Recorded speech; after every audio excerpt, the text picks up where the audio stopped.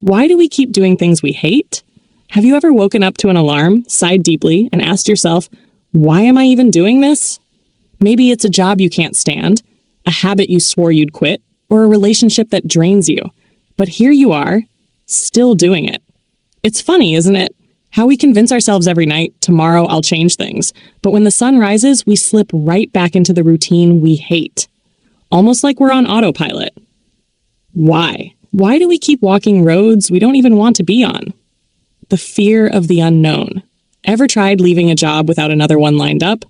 Ever thought about cutting off a toxic friendship but hesitated because then what?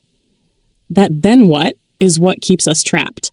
It's the fear of stepping into something uncertain, something unfamiliar. We tell ourselves, at least I know what to expect here. The bad boss, the exhausting schedule, the toxic friend, it all sucks, but it's predictable. And predictability, even when painful, feels safer than the unknown. So we stay, and stay, and stay. The comfort of excuses. I'll start the gym next week. I'll quit smoking after this pack. I'll leave when the time is right. Sound familiar? We're masters at justifying our own misery. We promise ourselves a better future while doing nothing to make it happen. And the worst part? We believe our own lies. It's easier to convince ourselves that we're about to change rather than actually changing. Because change is uncomfortable. And let's be honest, we love our comfort, even when it's making us miserable. The weight of other people's expectations. Maybe you don't even hate the job itself. You hate the idea of what people would say if you left it. Maybe you're still in that relationship because everyone thinks you two are perfect together. Maybe you're afraid that quitting would make you look weak. So, you stay. Not because you want to, but because it's easier than disappointing others. But here's the real question. What about your disappointment? The one you feel every time you force yourself to live a life that isn't really yours? The illusion of one day. We always think the future version of us will handle things. Future me will eat healthier.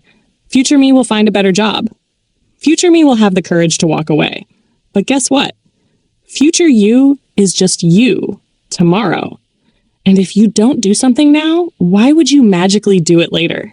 We keep waiting for the right time to make a change, but the right time never arrives. Because change isn't about timing, it's about decisions. And decisions don't get easier with time, they just get postponed. So, what now? What if we stopped waiting? What if we stopped lying to ourselves about one day? What if, instead of fearing the unknown, we embraced it? What if we finally accepted that staying in misery is a choice, and so is leaving it?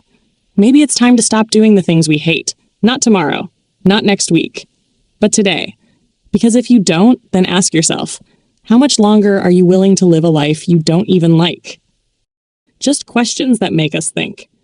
If you enjoy questioning the obvious, hit subscribe. Let's rethink things together.